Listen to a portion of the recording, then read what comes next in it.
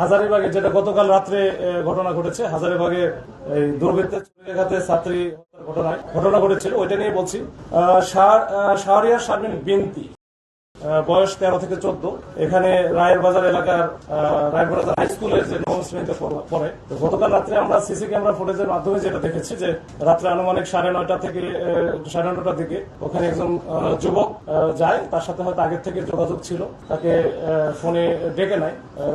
রাস্তার উপরে চলে আসার পরে দুইজনে কিন্তু একসাথে হাঁটতেছিল, কথা বলতেছে। এই কথা বলার একটা পর্যায়ে তাদের মধ্যে কোনো মনোমালিন্য হওয়ার কারণে এই যুবকের হাতে আগে থেকেই তার হাতে একটা চাকু ছিল, এই চাকুটা দিয়ে উপর যে পড়ে পিছনের দিকে আঘাত করে এবং ওই সময় কিন্তু অনেক লোকজনও আশেপাশে ছিল। আঘাত করে যখন মেয়েটা চিৎকার করে বাঁচার জন্য একটু পাশে একটা বাসার ভিতর ঢুকে যায়, তখন সেই যুবকের কিন্তু কিছুক্ষণ এখানে ওয়াইটও করছে, চাকু দাঁড়ায় ছিল। দাঁড়ায় থাকার পরে সে ওখান থেকে নির্বিঘ্নে নিয়ে তার মোটরসাইকেল নিয়ে পালায় যায়। তো এই ঘটনাকে কেন্দ্র করে আমরা সিসি ক্যামেরা ফুটেজটা আমরা প্রথমে দেখে এই সিসি ক্যামেরা ফুটেজ, তারপরে স্থানীয় কিছু সূত্র এবং সবকিছু মিলে আমরা জানতে পারি যে আসলে সিয়াম নামে যে ছেলেটার সাথে মেয়েটার হয়তো পূর্ব পরিচয় ছিল, তাদের প্রেমের সম্পর্ক ছিল। তো পূর্ব পরিচিত ধরেই মাঝখানে হয়তো তাদের মধ্যে মনোমালিন্য বা এই সম্পর্কে ফাটল ধরে। তো এটা হয়তো মেয়েটার সাথে আর একটা সে সন্দেহ করতেছিল অন্য কোনো ছেলের সাথে হয়তো মেয়েটার আবার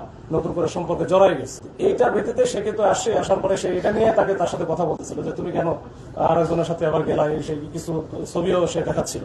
তো এটার প্রেক্ষাপটে তাদের মধ্যে যখন চরম পর্যায়ে পৌঁছে যায় এই ঝগড়াটা, তখন কিন্তু সে শেষ পর্যন্ত করে ওখান থেকে পালিয়ে যাওয়ার পরে আমরা যেটা করেছি যে তার ডিটেলস আমরা প্রথমে তো আমাদের কাছে কিছুই ছিল না, পরে আস্তে আস্তে আমরা ডিটেলসটা নেই এবং খুবই তাৎক্ষণিকভাবে আমরা কিন্তু বিভিন্ন জায়গায় রেড দিয়ে সর্বশেষ তার মোবাইলটা যেহেতু বন্ধ ছিল, আমরা তার কলাবাগানে তার বাবা থাকে, এই কলাবাগানে একটা বাসা থেকে তাকে গ্রেপ্তার করি এবং গ্রেপ্তার করার সময় তার এই যে হত্যাকাণ্ডে ব্যবহৃত যে চাকু ছিল, চাকু এবং তার ওই যে গেঞ্জি সহ আমরা এগুলো উদ্ধার করে আমরা নিয়ে আসি। এই হচ্ছে সংক্ষেপে এই হাজারীবাগের যে বিষয়। আমরা ঘটনা ঘটার একেবারে অতি অল্প সময়ের মধ্যে 7-8 ঘন্টার মধ্যে কিন্তু আমরা মূল যে আসামি যে ছুরিকাঘাত করলো তাকে আমরা ধরতে সক্ষম হই।